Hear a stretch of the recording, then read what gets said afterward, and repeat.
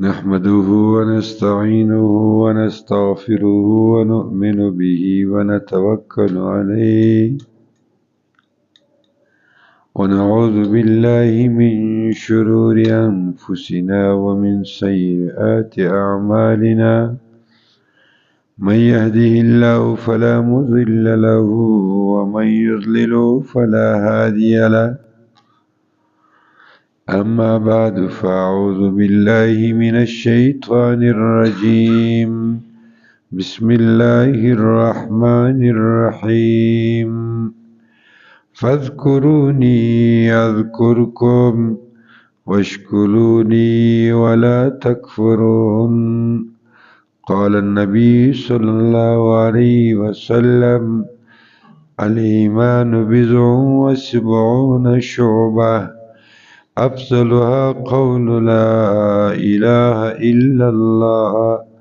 وأدناها إماتة الأذى عن الطريق والحياء شعبة من الإيمان أو كما قال عليه الصلاة والسلام اللهم صل على سيدنا ومولانا محمد وعلى آل سيدنا ومولانا محمد بعدد كل من صلى وسام وبعدد كل من قاد وقام وبعدد كل حجر وشجر ومدر وبر وبعدد نجوم السماء وقطرات المطر وماء البحر. نما چې کوم حدیث شریف درته وایه دا ابو هريره رضی الله تعالی عنہ روایت دی. ابو هريره رضی الله تعالی عنہ د نبی کریم صلی الله علیه وسلم روایت کی چې الله حبیب وای ایمان څو اویا شعبې دی، څو اویا شعبې دی ایمان، یعنی ډېرې شعبې لري. په عربي کې چې د 70 لفظ استعمال شي له دې څخه مراد خاص اویا عدد نه وي، بل دې څخه ډیروالی مرادي، یعنی ایمان بیخي ډیرې شعبې لري. موږ پښتانه وایو یاره ما اویا واره درته وایي دا کار مه کوه، یعنی معنا اویا چې دي هغه د عدد دپاره نه وي، هغه د زیاتوب دپاره بیانېږي، یعنی ایمان بیخي ډیرې شعبې لري. موږ نبي علیه اسلام ټول تر ګردو لوړه شعبه یې چې د الله حبیب را ټول تر ګردو لوړه شعبه یې دا ده چې لا اله الا الله ویل، دا تر ګردو عظیمه شعبه ده، غټه شعبه د ایمان ده.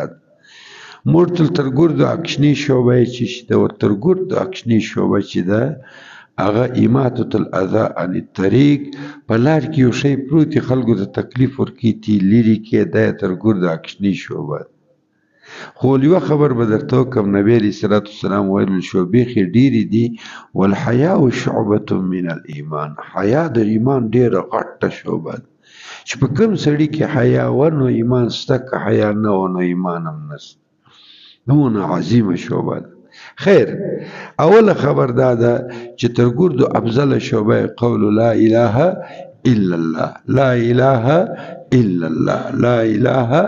الا الله، دا تر ګردو عظیمه شعبه ده د ایمان، لا اله الا الله. عجبه کیسه ده، تی پام پر وکړئ، دا کافر دی، دا کافر دی چې ما چې لا اله الا الله ګولۍ راله کې ومړسته مړ سو، سبحان الله، پسې دا جنت د دا کلمې یو منټ مخکې مړ سوی وای چې د جهنم، د کلمې د ویلو یو منټ بعد مړ سو چې د جنت، د ګرد عمر دپاره جنت. نو څونه عظیمه شعبه ده، سبحان الله. که نه د 100 کالو کافر چې یو رماز وای لا اله الا الله پرد د 100 کاله کفر، شرک، ګناه، ظلم، زنا، شراب، ګرد معاف، دونه عظیمه شعبه ده. خو تر دې پورې زه یوه کیسه ماج درته کومه، که تی ویښ یاست دا کیسه درته کوم چې الله سبحانه وتعالی په دې قول کې، په لا اله الا الله کې، په دې قول کې الله څونه قوت طاقت یې دی، په لا اله الا الله محمد رسول الله کې څونه طاقت الله یې. نبی کریم صلی الله علیه وسلم ولاړې له مدینې منورې له خیبر، له مدینې منورې زه خیبر له ولاړ. په خیبر کې یهود اوسېدل او شرارتي یهود. نبی علیہ الصلوۃ والسلام او اسلام خلاف دندې کولې. نبی علیہ السلام اراده وکړه چې پر دې باندې حمله وکړي. نو قرار نبی علیہ الصلوۃ والسلام په خیبر کې خیمې درول دي. په دې خیمو کې صحابه او نبی علیہ السلام اوسېږي. اوس پر د اثار باندې پر دې ځای حمله کوي. قرار یو شپانه تېرېږي، پسونه ورسره دي. شپانه چې تېرېږي د دې شپانه نوم اسود. اسود یې ځکه ورته وایي تک تور و شپانه. چې ویې کتل د خیمې او دا چې وکتې ول یاره ته راسه ورسو دا چیش دلته چیش کېږي، دا خیمې ولاړې دي خوراکي ساز دلته چیش دی. بس قرار یې راغلی. شپانه کاکا چې راغلی، شپانه کاکا حال وکړ. مول دغه دی دا خلک باچا یې څوک دی، د دې خستي باچا څوک؟ هغه ورته شپانه سړی و، نور پشي نه پوهېدي وسطي باچا څوک. هغه ورته زموږ باچا محمد رسول الله صلی الله علیه وسلم. وسطي باچا چیرې اوسي؟ دی کمزورې خیمه ولاړه ده. صحابه ورته زموږ باچا په خیمه کې وایي نو زموږ وسطي باچا له زه ورتلی سم؟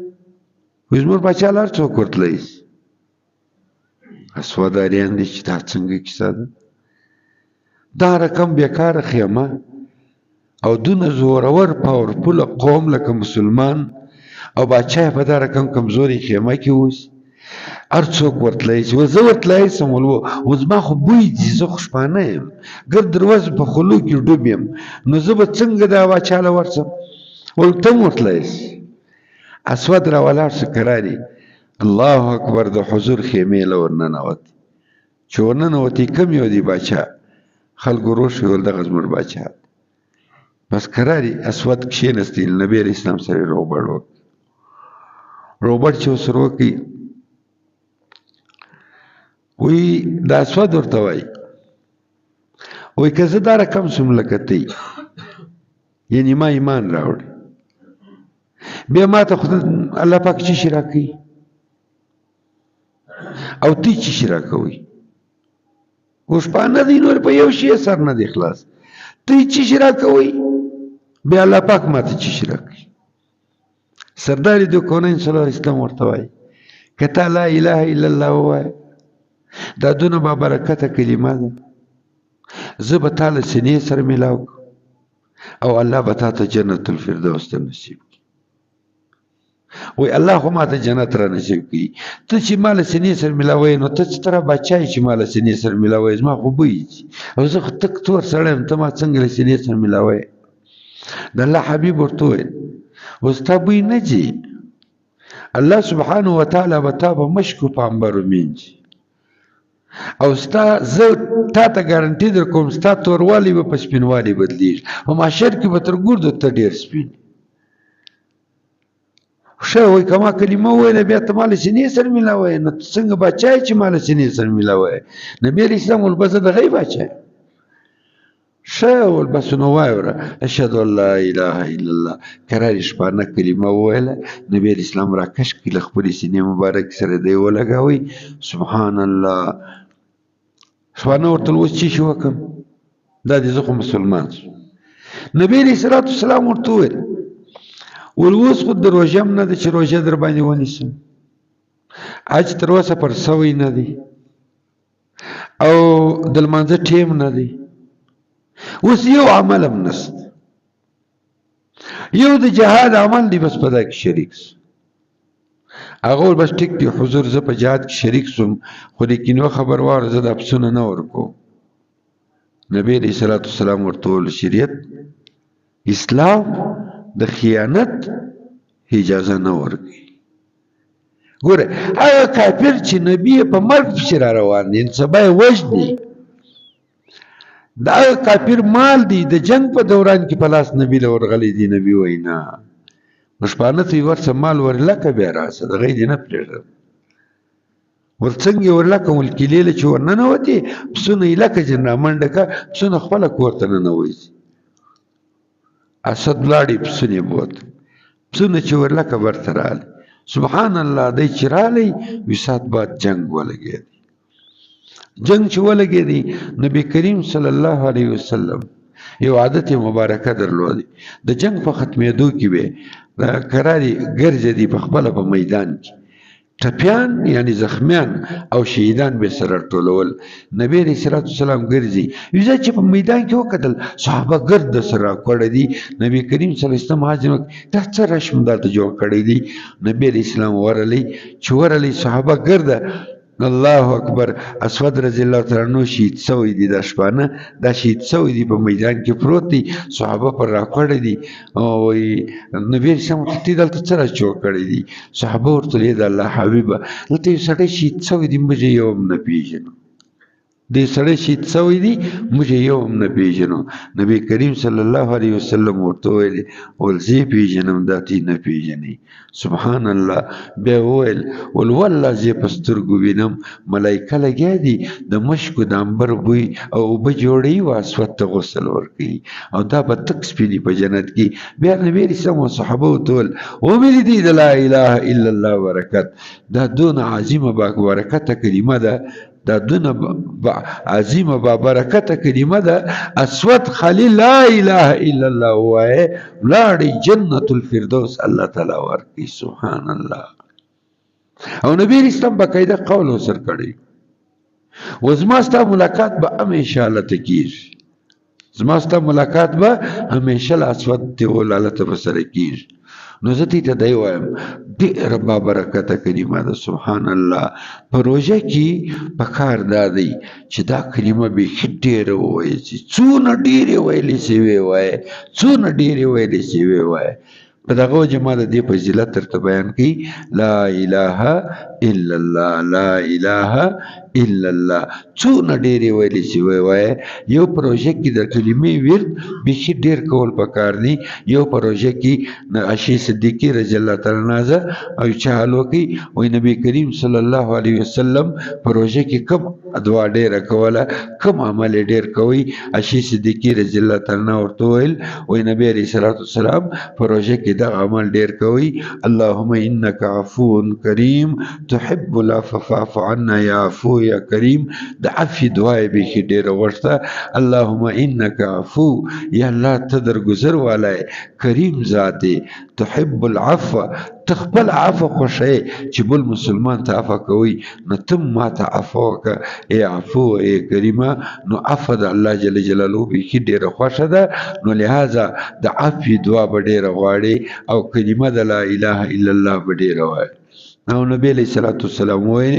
ولوعدناها اترګور د کشنی شوبه د ایمان داده چې ماتت الاذى عن الطريق چې تکلیف شي په لار کې پروتي د لارې دی کې اخر کې ول الحیا شعبه من الايمان طالبان علما په دې پویږي په شعبه کې تنوین چې دی هغه تعظیم دی معنا دا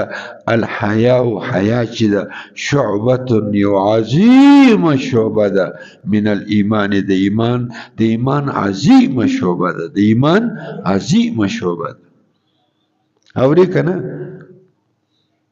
چې په کوم سړي کې ایمان څونه کمی به حیا دغونه دي چې څونه قدر ایمان قوي دغونه حیا نه کوي دغونه حیاداري دغونه شرم نه کوي دغونه قدر شرمیش د عثمان غنی ایمان اسمان ته چاوي کنه نو دغونه به حیاو نبی کریم صلی الله علیه وسلم به له صحابه سره ناستو پښې به غزولي وي ګپه بشرو چې څنګه به عثمان غنی رالی د الله حبیب په پښې راټولي کې صحابه ورتول ز پلانکي مشران خلک راسو د الله حبیب ته پښې نه ټولې او د عثمان چې را چې ته پښې ټولې نبی علیہ الصلوۃ والسلام ورتول والله عثمان دونه به حیا دی جبرائیل له حیا ځنی کی د اسمان فرشتي له حیا ځنی کی نو زه به څنګه حیا نه ځنی کوم بی حیا سړی چې څونه بی حیا دغونه غټ بی ایمان دغونه کمزوري دا د غمګي موبایل چې راوتی زموږ ته حیا را ختم د سترګو به راويستي بالکل له حیا خلاص کو استغفر الله ګوره یو صحابي او بل صحابي ته لګیا دی اورې که نه دین ورښیي هغه ډېر شرمېږي بس دله خشم ورړی او یاره دا څه کوې په دین کې دې حیا شروع کړې ده په دین کې سړی حیا نه کوي اورې که نه په نور زندګي کې حیا وکړه په دین کې حیا سړی نه کوي نبي علیه صلات وسلام تېرېدی دا خبر چې واورول دعوه پرېږده الحیاء من الایمان دا ایمان یې کوي دی ځکه حیا دونه زیاته ده اوس علما لیکي وایي د ایمان خو هغه د نبي اسلام په خپله وایي څو اویا شعبې دي دا د حیا هغه ولې علیحده ذکر کوي که نه په شریعت کې یو قانون دی په قرآن کې یو قانون دی په حدیث کې یو قانون دی په عربي کې یو قانون دی چې کله کله عمومي خبره وسی د عمومي بعد یو خصوصي یو شی ذکر سي هغه پر